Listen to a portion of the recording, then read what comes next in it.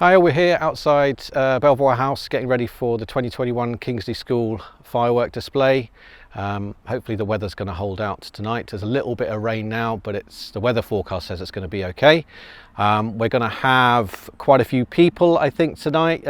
Last year, a couple of years ago, before COVID, I think we had about 400 or 500 people, maybe more than that tonight. Bonfire is ready, and we got lots of different fireworks to use. We've got some rockets, big and small. We've got fountains, we've got lances, we've got mines that let off very loud bang, and we've got lots of barrages which will flash and bang and whiz and whir. So we're really looking forward to it. And afterwards we're going to offset any smoke or gunpowder or whatever with some tree planting down in the other field.